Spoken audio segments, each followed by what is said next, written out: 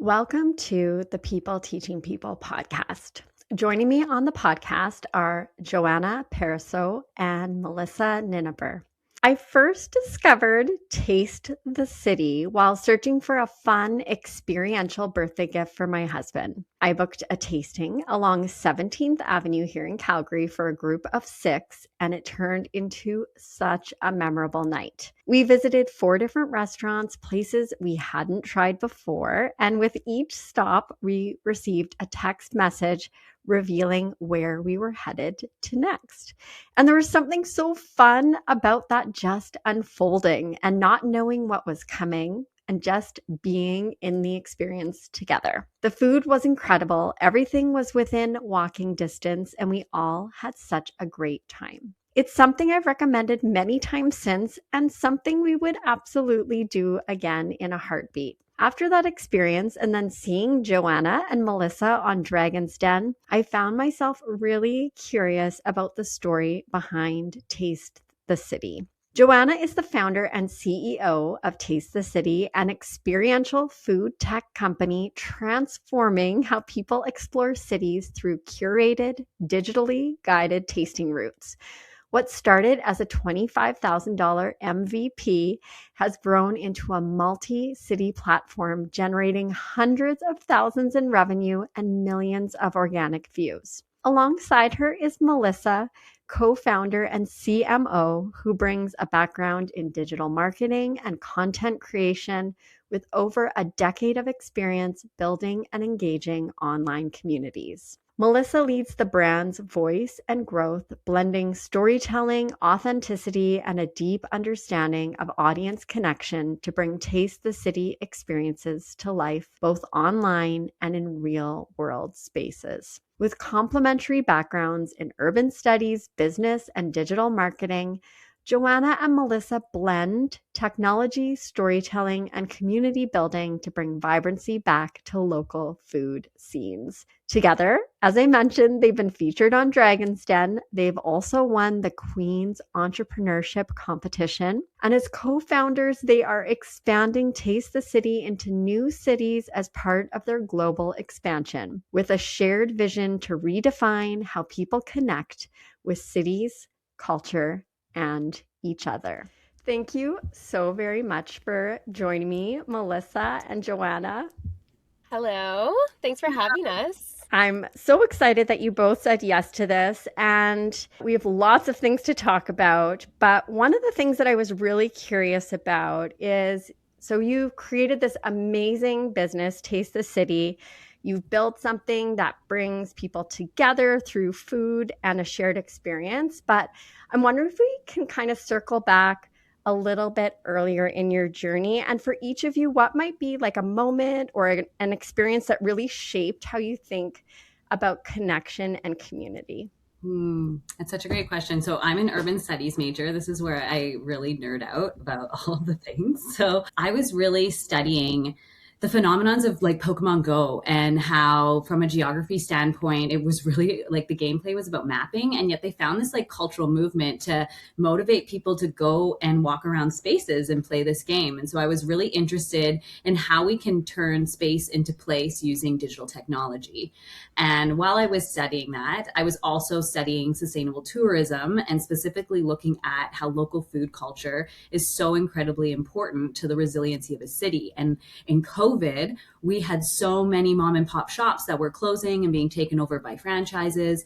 And so it was like, and now when you go to a lot of small towns, especially like across Canada, you really see a lot of those franchises versus those mom and pop shops. And those are still lots, like many times locally owned, but I just felt like it was taking away from the diversity that exists within food culture.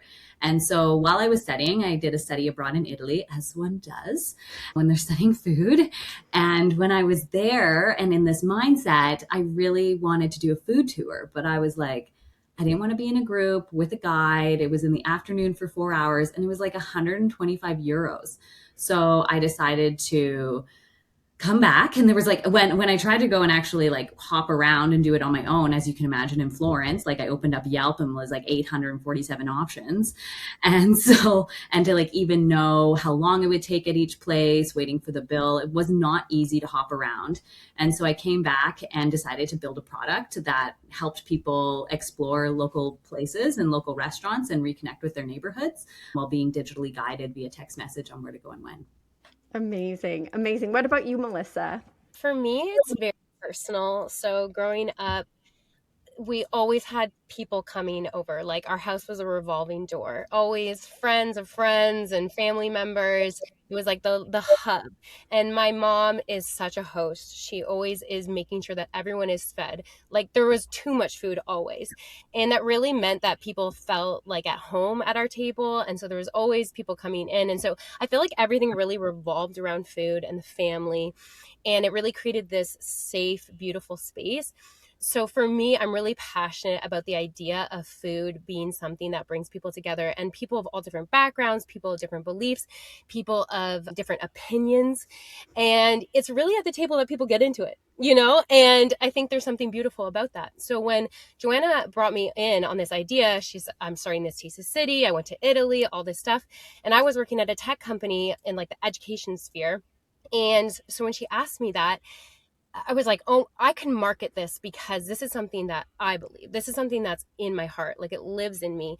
And in the same way, I love bringing people together over food, and I love having, you know, everyone around. And if we can do that and bring that back to our local communities, bring that back into our cities so that people are actually sitting together, eating together. And in this weird way, we take tech that is, you know, when we think of tech, when we think of phones, it's like a separation. It's everything through a screen.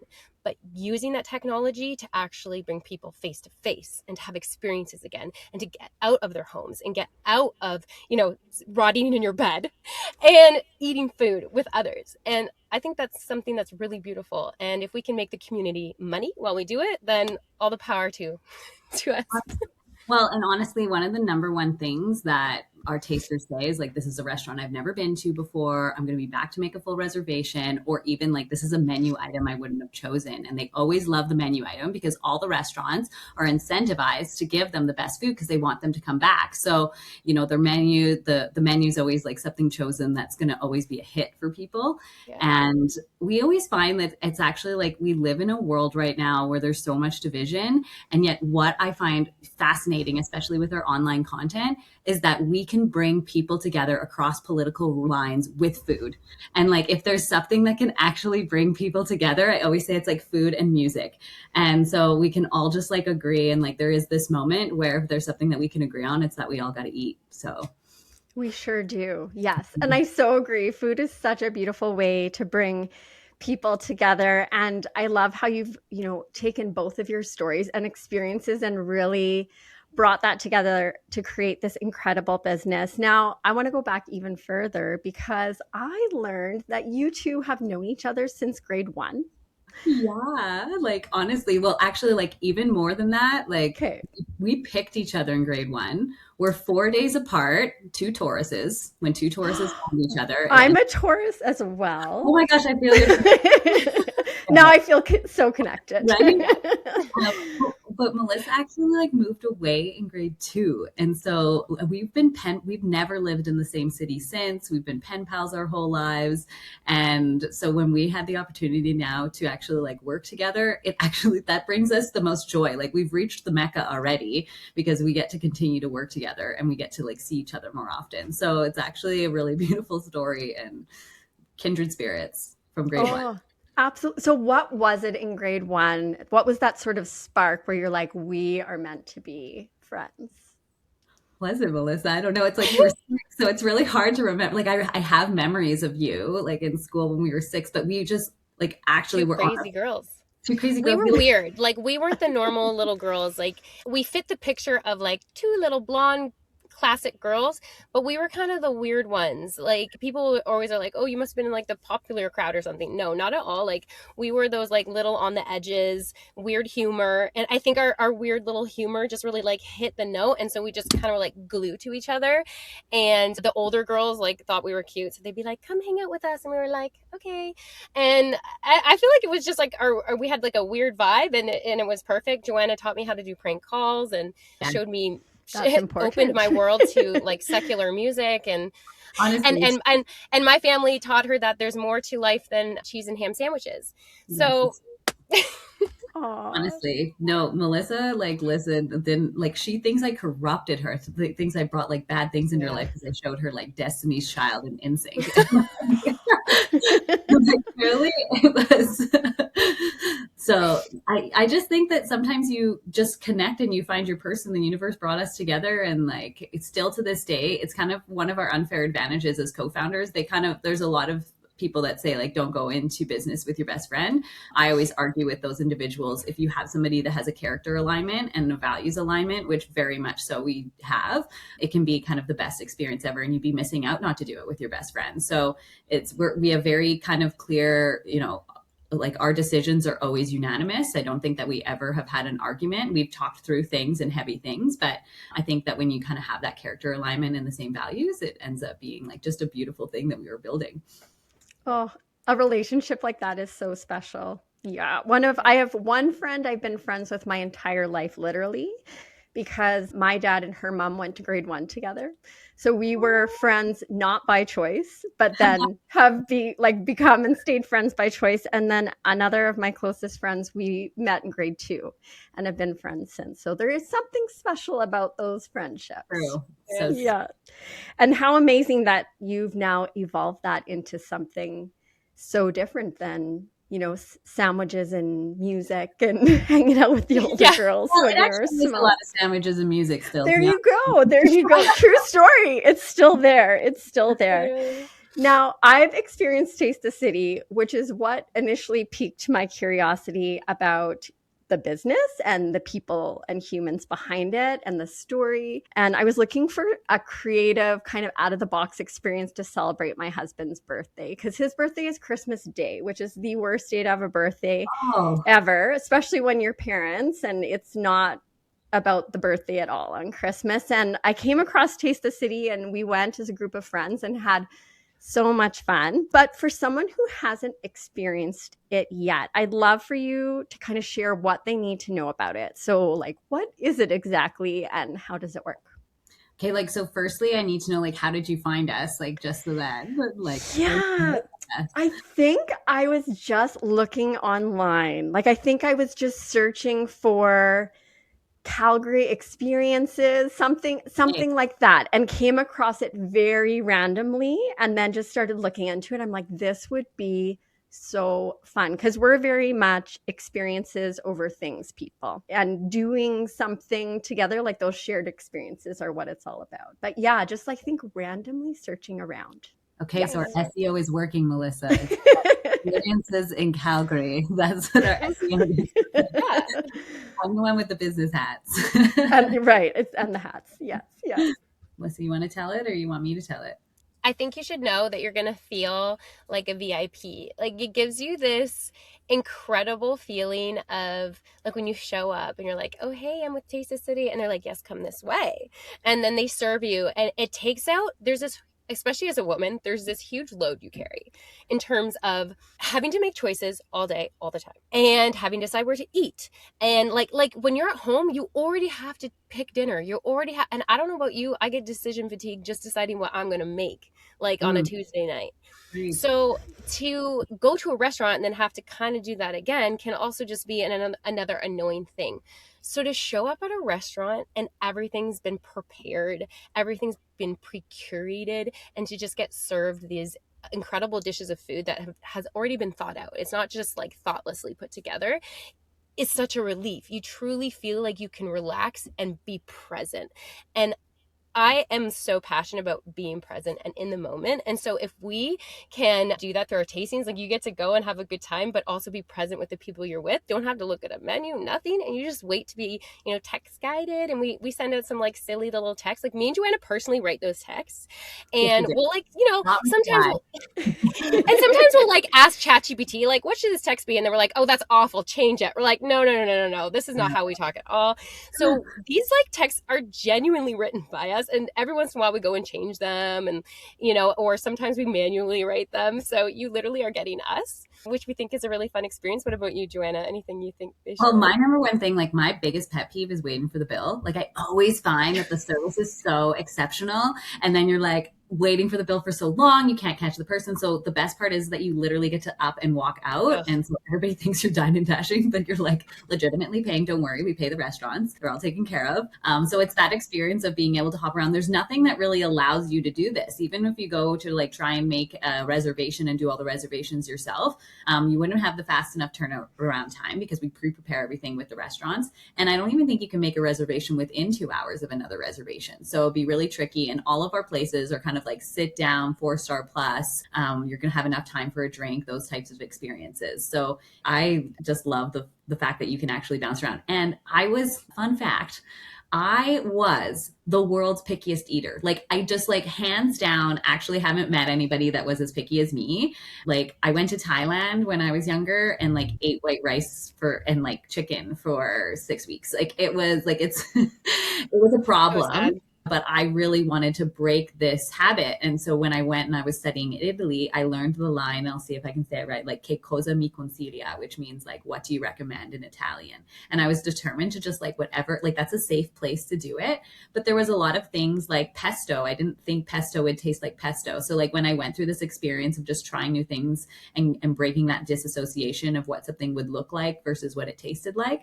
So I always encourage people, this is also a really safe way to go and try new things. You're not going to have like all your eggs are not in one basket. You're going to other places and you're going to have other snacks, other spots. So you have the opportunity to like step outside your comfort zone. In Calgary, in Alberta, like our meat and potatoes place, we ended up doing a survey with all of our tasters and their number one favorite restaurant was Vegan Street. And so like, and a place they never would have probably gone because it's titled Vegan Street.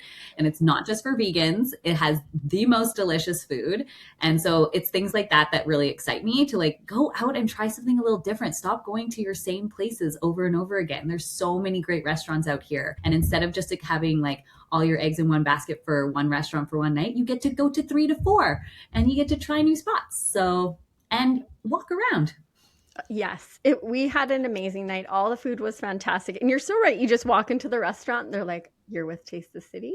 Yep. And you just go sit down. And we had so much fun. And actually the night we went, there was a huge snowstorm in Calgary, but like the distances to walk were not too far at all. Actually, it was great to like get up and get moving. And we all had, such a phenomenal night. And I've recommended Taste the City to many, many people after having that positive experience. So I'm glad that I found it in my Google searching. Okay. It means so much. The engine's doing what it's supposed to. Exactly, right? It's nice sometimes when those things align. I've asked some clients before, like, how did you find me? And a couple of people have said a Google search, which, that's always a good thing. Now, when I think about Taste the City, I don't just think about food. And I mean, discovering new restaurants and things that you might like vegan food might be really surprising for people. But what other things do you think that people are learning or discovering as they take part in these experiences?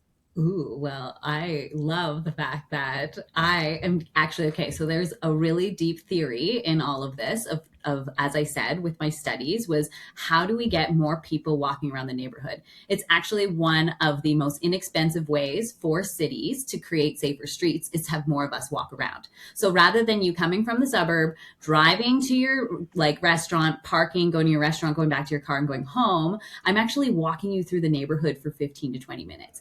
And that there actually is such deep theory on that, creating street vibrancy, making our streets more fun to be around. And there's also a a lot to be said from a digestion point of view, from like diabetes and your insulin levels, that it's really important for you to take a really short walk after you've had some rich food. So I'm making you healthier. I'm making our streets safer. I'm super passionate about street vibrancy. This whole concept was, I was trying to think about ways that we could revitalize our downtowns, and turns out people are really motivated. You went out and walked around in the Canadian winter around our streets downtown because I motivated you with food. So I think You sure did. I sure did. In a snowstorm, still went for it. Yeah, and we that's did. that's a phenomenon that we've really been excited about as well, is just getting people to go and walk and reconnect with those neighborhoods. And like, there might be stores that you did like, oh, those stores are new, I didn't know that was there, come back to the neighborhood, use that as your coffee shop. Like, there's many places that you may not have been before, and I want to help you explore those spots. And I have to say, as being like a mom of, well, our kids are older now, they're older teens, but like we just don't go downtown very often. Mm-hmm. It just feels like a big production. It's so out of the way being in the burbs. But I tell you, like having an experience though to go and have, like we loved it. So we will be doing it again. Yes. Well, and now we're actually across Canada, which is amazing. So you can do it when you travel next time to Vancouver or Toronto or Victoria or Edmonton. It's in many different places. So Yeah, I was actually thinking just that. Like, what a great way to get to know some spots, like great spots to eat in a city when you're visiting somewhere. Like, fantastic in your own city to get to know the place that you're from, but also to explore other places. So I love that you're really expanding. are. Well, and like the next level of this, I'm so excited about. So, actually, what we're building on next is we're creating a user platform for local food bloggers, local influencers, people that are passionate about their food communities. Like, because who am I to come into your city and tell you where to eat? That's, and I don't want to just use Google. I want to find those local people that actually know those like really great local spots with great stories that may not be on your Yelp recommendation, and having them create their own routes and be able to find a way to monetize for them. So we're all about, like, we're really about helping the community. We're completely free for local restaurants. We drove like $220,000 worth of sales to them in the past 2 years. And we do automatic 20% gratuity, always taking care of our servers. And yeah, just like, and then now trying to find a way for those food bloggers and those local people to be able to monetize on like those relationships that they've built and that knowledge that they have. Because, that's where our money should be going, really. Yeah. That's what we should do as the people.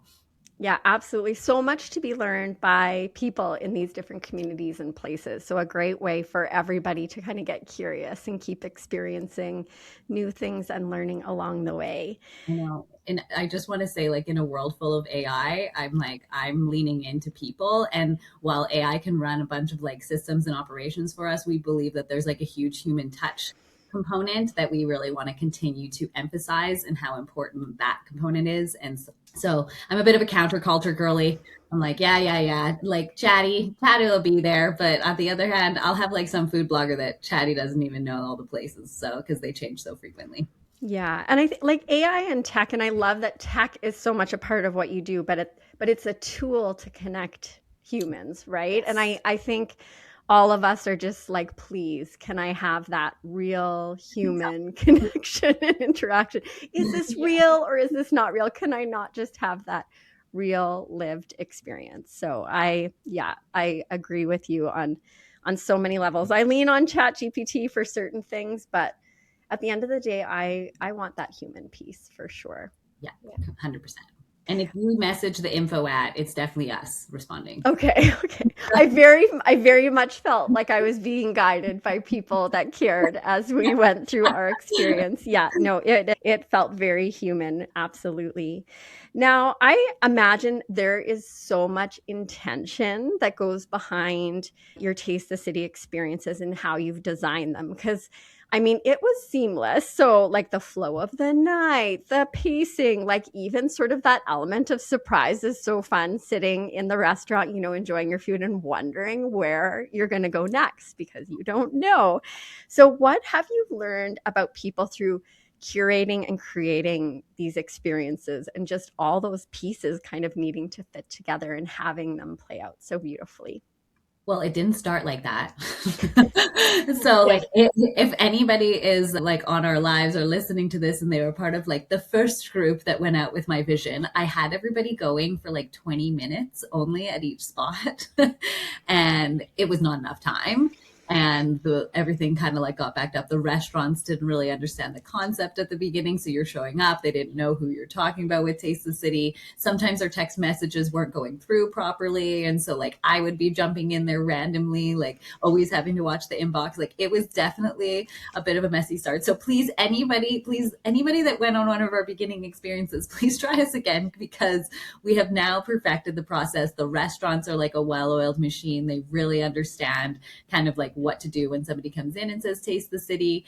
And yeah, so it took time to kind of create that seamless experience. And that's very interesting. That's a kind of a part of the trade secrets and proprietary material that we've created, is understanding how to build those relationships with the restaurant, how the program can work best and be most successful, and how we can create this seamless experience for our clients. And now even one step further, really trying to like our messaging and how we're talking to you in the evening and making you feel like it's from a human, and storytelling a little bit, but not storytelling as in like just me giving you historic facts about the restaurant, but like we send you like a BuzzFeed quiz to like tell us what kind of food type you are, and like giving you interactive fun things to do during your experience.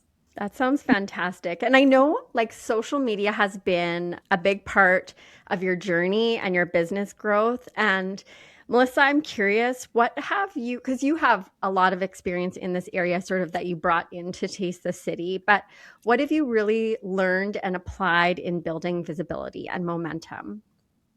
Yeah, well, first of all, like your story is the most important thing about your business and the most interesting thing about your business. It's not actually even your product, it's your story, who you are, why people care, why people should care, and what they want to be a part of. Because the thing about, especially nowadays, with everyone being fatigued with so much overload of information online and overload of AI, your story is more important than ever, because nowadays anyone can start a business, anyone can start an idea, but what brings people into your business is actually your story and is you. People want to buy into who you are and what you're doing. So we really lean into who we are, what our story is, why we're doing it, and even just in a fun way, like we just try to have fun at what we're doing and let that come through everything that we're doing. And if we have a crazy idea, we just do it. I am very much of the idea that fail fast so that you can succeed fast, because the faster you fail, the quicker you learn. And so with social media, it's the same way. You have to be fast on social media. And as you can see, I also talk fast, but you also have to fail fast. You are going to have like 100 videos flop until you get your viral video. And guess what? Your viral video isn't going to be all your success either. From there, you have to be consistent and keep drawing people into your story and keep bringing people what they want to see. And so that's how we do it, and that's how we thrive. And we're still on our journey. We're still figuring out, okay, what is it that our community wants the most? What do they want to see? And not being afraid to show them our failures as well, and not being afraid to bring them into the messy parts of our story, because people want to see that nowadays. They don't want everything to be polished. They want to see, what are you struggling with?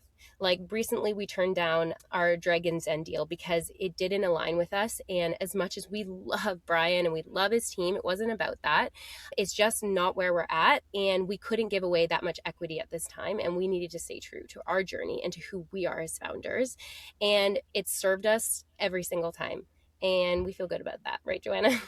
We feel good about it. Yes. We have bootstrap. Bootstrap is the best. It makes you resilient, right? Yay. It actually though really does, because I've listened to a few podcasts where when it comes to capital, they were really just given a whole bunch of capital right at the beginning, which happens so often with, I'm going to say a lot of tech bros, that they're like napkin idea, and then they have a burn rate and they get an office and they have like millions of dollars to just go and like try things. And we've been trying things, but we are forced to like really listen to our customers and figure out what's working and what's not. And we're at really a wonderful inflection point now where we really feel like we actually have all of the recipe menu items to really create a great meal here. And so what it's evolved into, I don't think it was the right time for us to kind of, and I think it was overly dilutive the kind of the deal from the dragon. So I think that, again, we love his team, we love him, and we'll continue to have that relationship and maybe come back around at some point in time. But at this point, I think that we can drive our sales levers. We have inventory to sell and really low overhead. We're doing everything, just the two of us. And so if we can continue to figure out how to scale that without giving away a bunch of equity, like why would we right now? And so and we really do believe like so many things happen universally for us, and the right capital will come at the right time for the right people. And it's like marrying somebody. And so we're dating right now, and we're just wanting to make sure of like who we let in on our energy, because we have really wonderful energy and we have a really great product, and we're really excited to scale that in a way that continues to help community, continues to create this wonderful business model where we're not only making profit and making money, but we're actually having social impact. So that finding the right people that believe in that vision is pretty key for us. So it has nothing to do with social media. I don't know how we got into capital. That was my fault. But you know what? Actually, I want to online. We just recently shared that on our Instagram. We shared about that journey, and just the support, the overwhelming support from the community was so beautiful. So that's why I brought it there. And honestly, like I have never been, so like I think I said before this started, like I've always had like a private Instagram account with like maybe 200 people. And like Melissa's like, hey, if you're going to be the face, like I'm so sorry, but you have to have a public account. We have to start growing this. So I have like leaned into my life as an online CEO. I'm the Tasty CEO, which is like also can't believe I got that handle on Instagram. Woot. Very exciting. But I have found it a fascinating experience, especially as a woman, like creating content. You get like hate, like not just hate online, but like in real life, people just like scoffing and rolling their eyes at you for doing these things. And I'm like, you know, somebody made a comment like, oh, I was in the Dominican and there was like girls on the beach with their tripods making videos. I'm like, so what? I was like, we're women making money out there. I was like, we're trying to make a living. Like, I don't understand kind of the hate in that capacity that people kind of like scoff influencers or somebody, and we're just like trying to make a business. Like, would you rather me go and raise capital from some VC and pay millions of dollars to an ad company to do this? Or would you rather it like we cut out that and we just are able to like make all of our content online and able to sell in that capacity in that avenue? So I think it's really interesting. I think we need to give influencers a little bit more love for how much work and effort goes into that, and just like really start helping support these people, because essentially they're just out there making money and hustling. Oh, exactly. If we could just be a little bit more curious and a little less critical and just a little more kind, right? It goes such a long way. I don't know, like, yeah, it is shocking, the comments and things that people say online or in real life. It's, you know, what if you asked a question instead is always the question I ask. Just try and understand a little bit more and get curious about the story. Exactly. And like when people come up to us in public and we're doing our crazy stunts, which are often the people that come up and ask questions end up being like, oh, that's so awesome, and like want to be a part of what we're doing. And then they end up maybe in the video if they want to be in the video. And so it's, I love that. Be a little bit more curious and less critical. And like, what if you not wanting to be cringe is what's holding you back from success? Because I say you be cringe until they're asking you, how did you do what you did? Yeah, totally. You know? And at the end of the day, because I get so nervous in public, like Melissa's like, I start talking like whispering, and she's like, I get so much better at actually like just not caring what people think in public. Like, who cares? Like, I'm never going to see them again. And like they maybe think about me for a second, and I'm not a big part of their day of what they're thinking about.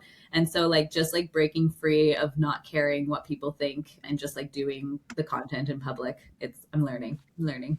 It's all about the learning, isn't it? And I think it's so important. I really appreciate you both sort of sharing that message, because I think that does hold a lot of us back, right? We're like, oh, like who's going to see this, or what are people going to think? And you sort of can get into your own head, and then it prevents you from living your dream, taking that action, doing that thing, because you're so worried about everybody else. And it is a journey. So I love that you're bringing people into what you're doing and trying new things and putting yourselves out there and doing it so authentically. Like the Dragon's Den piece, I love that you shared that, right? I think it can be vulnerable to be kind of sharing those ups and downs and decisions and all those pieces of our journey. But I think it is helpful for people. You never know who's going to hear that, who's going to notice, and how it might not only help, sort of grow the incredible business that you are building, but also somebody else in their own journey and what it might spark for them. So kudos to both of you. Thank you. Thank you. Now, one more piece of sort of this learning piece, and you've mentioned it some, are the restaurants. And I imagine in engaging and sort of bringing these different restaurants into your Taste the City community, there's been a lot of learning that's happened there as well. So I'm curious what that's been like, navigating those relationships and working so closely with these restaurants in your business. Okay, so when I first started pitching restaurants and going out to restaurants, I was like, I'm a tech company, and no one would talk to me. And so I was like, it was one of my profs at USC that was like, maybe you shouldn't say you're a tech company. Like maybe that's like putting a bad taste in their mouth from like, how much margin they have to share now with some of those tech companies. So I was like, oh, so I started saying like, I'm a dining experience, or we're really great at marketing. And so coming in that angle was like, definitely they opened their doors a little bit more to us. But like still, it's very challenging to get, especially now, like you get so much spam in your inbox from AI stuff. So really we're trying to like highlight like, hey, we integrate into how you already operate. We're like so easy. Like every single restaurant that's onboarded with us has stayed onboarded with us because they recognize like how easy it is to like turn over the table, bring everything out, automatic 20% gratuity. We're just like literally sending you your ideal clients, and you're feeding them and doing what you already do, and then charging us on the back end and making it like an even more efficient process. So for the restaurants, like it's just like, it's kind of like, it's innovation. So it's a little tricky. So like, for example, okay, so tonight I have this group going out in Edmonton. And like when we start in a city, we have one of our restaurants had a flood, so it's closed. So I have to send them to another restaurant. And I couldn't get this restaurant like onboarded in time. So I'm sending these tasters out as like on a reconnaissance mission, like ninjas. They're undercover. I'm sending them a gift card. I'm telling them what to order. I've made the reservation at the restaurant. And then they're just going to like kind of like go and do it a little on their own. So like a bit outside of how we usually operate, but it's to kind of like a sneaky way. And then I'm going to tell the restaurant like, hey, they came in, like, how'd you like that? Do you want me to send you more rezos? And so there's like kind of a sneaky way that we feel sometimes about how we now just like ask the restaurant, like, do you want a reservation? And then they always say yes. And then I'm like, good, this is what they're eating. Here's my credit card. Please charge me 20% gratuity. And then they're like, oh, what is this? And I'm like, do you want to be on our route? And so it's like we're catfishing them with the food, really. Like, but then you provide them with this amazing experience, and then they want to come back for more and become a part of the magic that you've created. Yeah, honestly. And then I can like if we continue to do it this way, so this is like just kind of like new and evolving because we have to, but I'm like, oh, this is actually a really interesting way. Like, I wonder if I'm going to go and reach out to our tasty community and be like, anybody want to go and like try to prospect new restaurants for us in this way, and kind of like send a few people out to restaurants we haven't onboarded yet, and then follow up with those restaurants afterwards and be like, hey, did you like this rezo? Like, do you want more? And that might be an interesting way that we can scale as well and get those restaurants onboarded. I love how you're experimenting, trying new things, learning as you go, and at times taking that messy action. Because if we wait for everything to be perfect, right? Oftentimes it just isn't going to even move forward. Perfect. When is when do I get there? When do I get to, when it's perfect? It's probably when I exit, like it'll be perfect at that moment.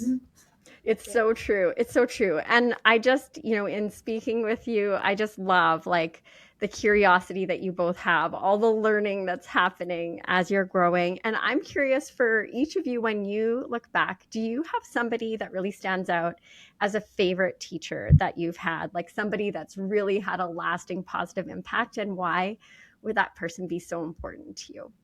Well, I certainly do from U of C. Like Justin Nib was my prof at Haskayne, and was honestly like still to this day our biggest champion, biggest supporter. Like when this all started, he was the one that I went to being like, they're turning me down because I'm saying I'm a tech company. And he was like, he was the one that gave me that advice. He hooked me up with I don't know, they've changed their name now. It used to be like the Center for Innovation. I think it's changed through Haskayne, but they put us into like our first pitch competition. It got us like an advisor that helped us because like our pitch was such a mess.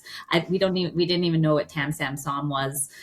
We learned a lot about what the addressable market was and all of the things. So I think we had like 35 slides just talking about how I was a picky eater or something when we first went to this pitch competition. But through his support, mentorship, and like connecting it with advisors, we actually ended up winning the Queen's Pitch competition in Toronto, which if you are a tech company from Calgary and you win a pitch competition in Toronto, you make the news. And so we ended up like, because of that pitch competition, we ended up getting on the news, which was in early days so incredibly helpful for us for earned media. We were able to see those sales spikes in early January 2024 when we really, really needed them. And then the momentum and the network effect really started to work from there. So I always give a shout out to Justin. He was honestly like one of the most supportive professors and continues to be from this today. Well, and congrats. Huge congrats. Yeah. What about you, for you, Melissa? I would second that Justin is an honorary professor for me. I actually even asked him, I was like, can please like be your honorary student. The School of Life was for me, never went to school, was never that kind of girl. And the School of Life was a very good teacher, a very harsh teacher, I'll tell you that. I had to grow thick skin real fast. But I would like to shout out to my dad, because my dad is the eternal entrepreneur. My dad, he's amazing. He is like, you want to be in the room with him. He's electric. But I moved around. Like I would like live 21 places before I was 21 years old. So my dad was just that man with the ideas, always on to the next thing. But I never felt lacking. He always brought us as kids into his vision, into what he was doing. You know, if he was starting a business, we were in the back helping him. And not in some weird child labor way, but in a fun way. And because if there's one thing I'll say about my dad, he knows how to make things fun. And I feel like who I am as a person and in my entrepreneurial journey is because of him. I'm not afraid to take risks. I'm not afraid to start new things. And I love people. And I would say that's definitely comes down to my dad. And Joanna is like an honorary child in my family also. So I know she agrees with that. I think that Lloyd has touched us all in a special way when it comes to business and life and learning how to like just enjoy your life. Lloyd's a force. Lloyd's a force. Like truly, he should come on your podcast. You wouldn't get a word in edgewise. No. So, but we're a lot, but yes, exactly. I love and that. He's very proud. Yeah. I think that's fantastic. And it's such a good reminder, like really teachers and where we learn, it doesn't need to happen within the four walls of a classroom, right? We can learn anywhere and from anyone, and we just need to have that openness, right? And that willingness to learn. So it sounds like you have each had incredible teachers guiding you along the way and on this journey. Now, you have had a lot of success and you're growing this incredible business. And I'm wondering, when you look back, it could be business or otherwise, looking back on your journey, what would be something that you're each the most proud of? I'm most proud of my decision of who my co-founder is, actually, like hands down. Like, I don't actually think that any of this would have happened without the team that we are. And I think that was the best choice that I could have possibly made out of any business decision that I've made. So not only do we have these moments because it doesn't always feel like success, let me tell you that. It really doesn't. And a lot of like days where we have to motivate each other and have to like be like, oh my gosh, what just happened? And lots of lie on the floor, cry moments. But then also we have so much joy and so much fun with what we're doing that it's like, it motivates you. Like whatever we got to do, we just like have to keep doing this so we can keep working together. Like that's the ultimate goal, people, is just to have Melissa and I be able to work together and continue to do so. And making content together is like maybe one of our favorite things. And honestly, I think that was the best decision that I ever made. Like if you look at the content that I would have created for this company, it would not have gotten off the ground. We would not be where we are without Melissa. And so she is the vision of the brand and the aesthetic, and which is so incredibly important with, especially now, vibe coding. Like, you know, Melissa and I own a tech company. That's kind of like, we've never written a line of code in our lives. So anybody can do that. That I will validate with AI and Claude and all of the things and OpenClaw and stuff now. But that brand is something that's actually really challenging and really an unfair advantage that we have because of Melissa's expertise and background. So that is my best business decision that I've made. I'm gonna make her cry. You're so sweet. You are gonna make me cry. And you're the best too, the best CEO in the whole world. I'm so proud of you. I think like in the same way, I quit my job. I remember starting with Joanna, coming on, and then taking a big risk and being like, I got to put 2 feet in. And I'm proud of us for not giving up. And I'm proud of us for really learning to trust ourselves and make hard decisions, and, decisions that really do, challenge you and be like, should we be turning down this money? And constantly, we're always turning down money. We always need money. We need money. They know it. It's like, universe, please send us money. And we're like, oh, can you send us another person?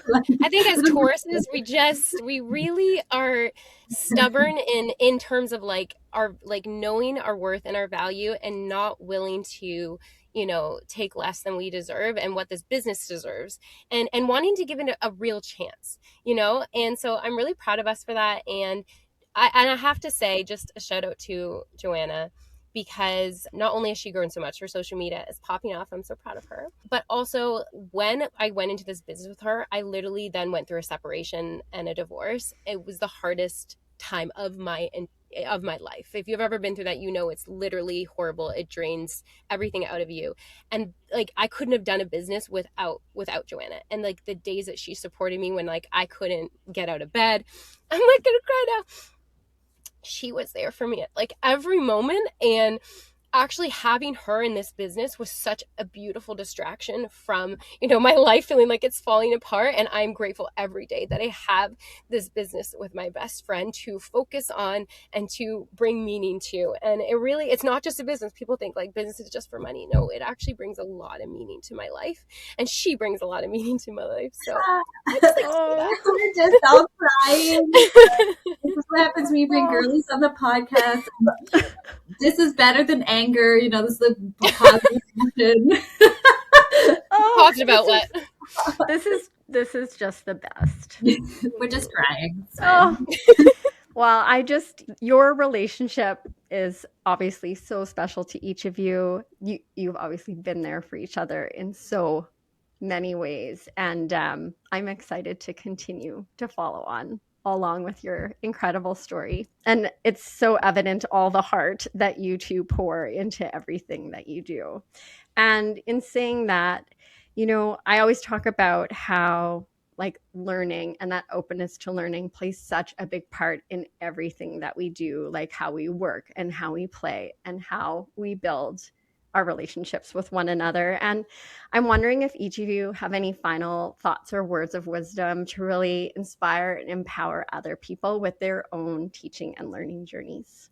Yeah, honestly, so my background was in corporate event planning, and I got laid off during COVID, and it was actually a really devastating part of my life. And I decided to go back to school and pursue my undergrad, which I hadn't done at that point. And a lot of people gave me kind of flack for it. They were like, why, what are you going to do with a degree? And I was like, I don't know, I'll tell you in 4 years. But it wasn't a exercise in me trying to go to school to just get a job. It was me actually trying to learn how the world worked and putting my every effort into every project.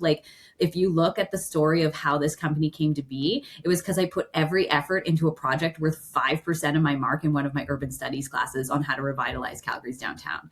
And so learning is so important for the sake of learning, but it takes you have to want to try. You actually have to try. You can't just be like, hey, I'm going to go listen to this masterclass. And you have to sit in the masterclass and actually take your notes, and you have to actually then try to apply those, and you have to do something with the learnings. So I think that, and then when you're actually going to seek growth, and I have been on a growth trajectory and been focused on it, my algorithm has changed to that. I give myself half an hour every day to go on TikTok and scroll, and that's when I'm on a treadmill. But it's always interesting how my algorithm is all about self-growth, learning, and I take those components with me every single day. So it never stops.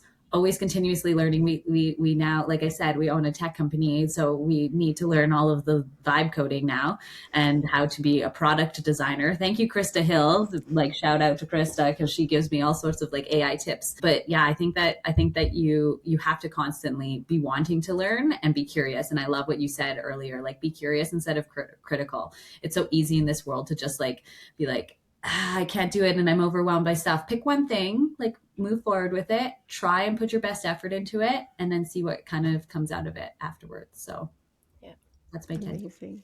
Thank you. Yeah. I guess on that, I'll say the best way to learn is to just do.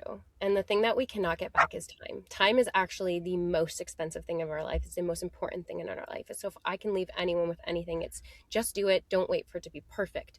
Don't wait for the right moment. There is no right moment. The right moment is right now. You are living your life. And the worst thing that can happen is you fail and then you get up and you try again.